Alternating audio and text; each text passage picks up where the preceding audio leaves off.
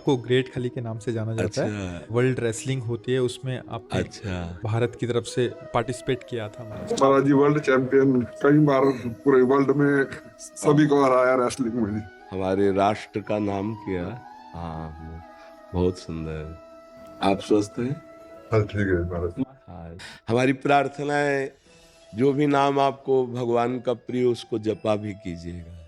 देखो, पहले जैसा था वैसा जो आज है वैसा कल नहीं, जैसा कल है वो परसों नहीं। ये परिवर्तनशील शरीर है, इसका एक दिन पतन हो जाएगा, ये शरीर एक दिन नहीं रहेगा।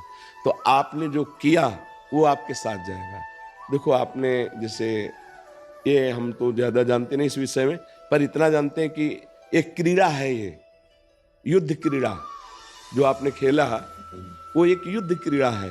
उस पे आपने हमारे राष्ट्र का नाम किया, आप हमारे भारत की पहचान बने। अब जब आप यहाँ से जाएं तो आपके पास धन होना चाहिए। तो यहाँ का सिक्का काम नहीं करता, वहाँ जो भी जिस भाव से भगवान के विविध नाम हैं, कोई अंग्रेजी में उनको पुकारता है, कोई उर्दू में पुकारता है, कोई हिंदी में पुकारता है। भगवान की सब भाषाएं हैं, सब भगवान के नाम हैं। अगर सच्चाई से भगवान का नाम जप किया जाए तो हमारा जीवन आना यहाँ सार्थक हो जाएगा। देखो, आज आपकी पहचान है भारत में, आप अमुक हैं, लेकिन ये शरीर तक है। शरीर छूटने के बाद जहां आप जाएंगे उसकी पहचान के लिए आपके पास क्या है? हमारे प्रश्न को आप समझ रहे? हाँ जी महाराज। वहां आपके पास क्या जाएगा? ना तो भारत का मेडल जाएगा, ना तो इस विश्व का कोई भी, किसी भी अमेरिका, हालैंड, थाईलैंड कहीं का नोट जाएगा, उस देश में तो नहीं जाता। ना ये शरीर जाएगा। अब वहां के लिए तैयारी क्या है? भगवान ने बड़ी कृपा की। मेरी प्रार्थना है कि हमारा आपसे मिलना व्यर्थ ना जाए। आपको जो नाम प्रिय हो भगवान का, 10 मिनट ही सही, आप जरूर जपिएगा। क्या प्रिय है आपको भगवान का? कौन सा नाम?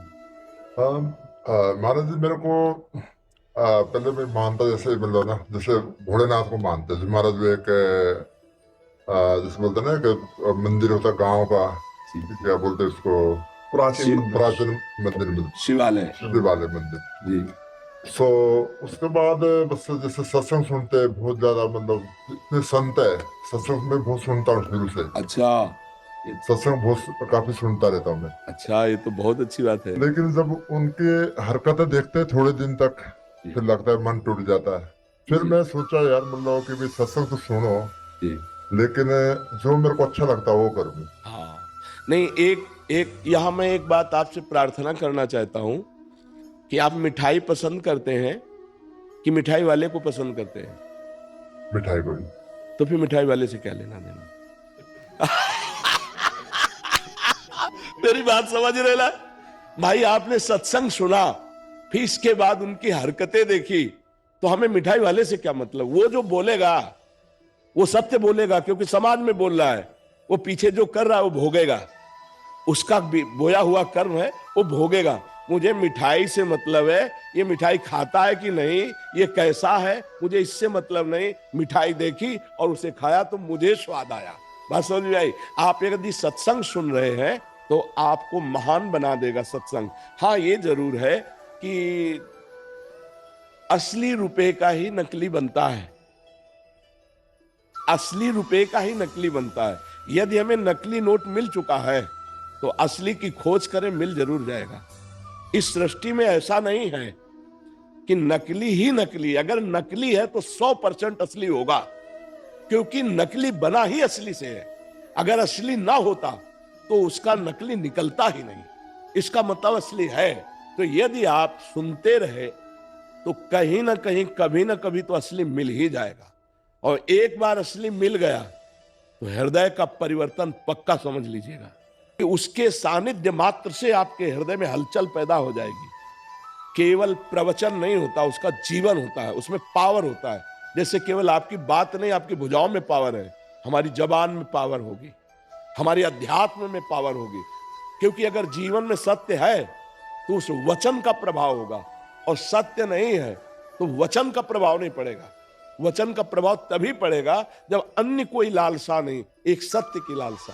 तो आप क्या जपते हैं आप? मैं अभी तक तो कुछ नहीं जपता, मैं अभी तो नहीं, आज से आपको नियम लेना पड़ेगा। ठीक है जी। हमारे पास आए हैं नहीं, बिल्कुल मैं उसके एक्चुअल में उसकी खोज में था जी। कि भी मतलब क्यों जैसे बोलते ना कि भूत प्रेत, ये बोलते देवी देवता, मैं सोचता यार मतलब कभी मेरे को एक बार दिखे तभी मानूंगा मैं। पंचभूतों से बना है ना ये। एक दो भूत देख के क्या करोगे? 5 भूतों से बना है ये। सुना है नहीं? पंचभूतों से रचित शरीर है, पर इन्हीं भूतों से मुक्त हो जाओ तो परमात्मा स्वरूप आप हो, जैसा वो प्रश्न कर रहा था। आप और परमात्मा में इतना अंतर नहीं है। जैसे 1 चम्मच गंगा जल या 1 टैंकर गंगा जल या गंगा जल की धारा आप बोलोगे क्या? गंगा जल बोलोगे ना, तो जीव परमात्मा का अंश है ना। तो अंश का मतलब क्या हुआ? भगवत स्वरूप। अब इस शरीर में राग होने के कारण फंस गए। कोई भूत प्रेत कोई भी इधर उधर जो भागने की दृष्टि मत लाओ। एकमात्र परमात्मा के सिवा कुछ नहीं, वही नाटक कर रहा है। बिल्कुल महाराज यही सुना कि भी हम मतलब हमारे अंदर खुद भगवान है। हाँ पक्का। तो भगवान है तो जैसे बोलते हैं भी मंदिर क्यों जाऊं हाँ। मैं किसी के उधर क्यों जाऊं, अब आपको सिर्फ सत्संग सुनता हूँ। हाँ, आपको एक बात है, आपके अंदर सारी विद्या पहले भी विद्यमान थी, लेकिन ककारा पढ़ना पड़ा ना, मास्टर के पास जाना पड़ा ना, इसके बाद आप पीएचडी कर पाए। विद्या तो पहले भी थी। ऐसे ही भगवान हैं, जैसे बहुत समझदारी से दूध में घी है, पूड़ी बना के दिखाओ, नहीं बनेगी ना। उसकी प्रक्रिया है, दूध का दही जमाओ, दही का मक्खन निकालो, मक्खन को गर्म करो, अब घी बन गया, पूड़ी निकाल लो। ऐसे ही परमात्मा है, उसकी प्रक्रिया है। वो प्रक्रिया संत महात्माओं के समीप जाने से, उनके वचनों से, प्राप्त उपासना की क्रिया से, तब वो अंदर प्रकाशित हो जाता है। वो है तो जैसे दूध में घी। मेहंदी का पत्ता देखा है? उसमें कभी लाली मिली है? खोज लेना, फिर मंगा के देख लेना। अगर एक रेशा लाली दिखाई दे तो बताना, लेकिन प्रक्रिया से जब उसको हाथ में लगाओ और फिर धो तो लाली ही लाली रहेगी। ऐसे ही परमात्मा है। कभी देखा है तुमने? नहीं। प्रक्रिया करोगे, साधना करोगे, यही दिखाई देगा। सबसे बड़ा मंदिर आपका हृदय है।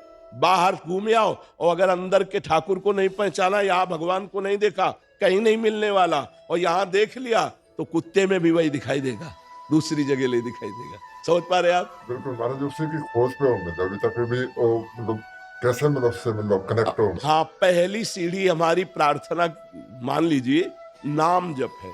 तुम्हें नाम कौन सा प्रिय है? मैं तो सारे को मानता हूँ, मतलब एक पकड़ना पड़ेगा, एक नाम पकड़ो। महाराज जो आप बोले उसको पढ़ो। देखो, हम तो आशिक हैं वृंदावन के। हमारा तो राधा राधा राधा राधा, तुमने सुना ही होगा। हमारा तो राधा राधा। पर महाराज जी मतलब जैसे राधा राधा बोले, भोलेनाथ का नाम जपे, बात तो एक ही है जी। तो उसमें से एक ही न जपना पड़ेगा या मतलब? जब तक एक में प्रीति नहीं होती, जैसे दूध की रबड़ी, दूध का अढ़ोता किया ना, और वो पेड़ा, फिर बर्फी, है तो सब दूध ही, लेकिन अपनी पसंद क्या है, पसंद क्या है, इसमें देखना पड़ेगा। ब्रह्म के कोई भी अक्षर ऐसा नहीं जिसमें ब्रह्म ना हो। जैसे विराजमान है ना, आप राधा बोलो, शिव बोलो, राम बोलो, कृष्ण बोलो, सब वही है, पर प्रीति तो एक नाम में होगी ना। गा हम सब जग सकते हैं, लेकिन जब प्रेम होगा तो एक से होगा। तो एक कोई नाम चयन कर लो और जिसको बार बार रटो। तो जैसे 2 लकड़ियों के घर्षण से उसमें अग्नि नहीं है, पर अग्नि पैदा हो जाती है, ऐसे ही जब हम अपनी जबान से नाम जप करते हैं, राम राम राम, शिव शिव शिव, कृष्ण कृष्ण कृष्ण, हरि हरि हरि, राधा राधा राधा राधा, तो हमारे अंदर एक दिव्य शक्ति पैदा होती है। उसी शक्ति से सब कुछ दिखाई देने लगता है। अंत नाम है, पर पकड़ना एक पड़ेगा। बोलो क्या पकड़ोगे? मैं आपको नेक्स्ट टाइम आऊंगा तो मैं पूरा पर नेक्स्ट टाइम तक के लिए हम आपको खाली नहीं रहने देंगे। अगर आप आए हैं तो चाहे 10 मिनट जपे या 20 मिनट जपे, पर एक नाम आपको अब लेना पड़ेगा कि मैं शिव शिव बोलूंगा, राम राम बोलूंगा, कृष्ण कृष्ण बोलूंगा। फाइनल में जो होगा सो बाद में बताना। बोलो आप। राधे राधे। ठीक है।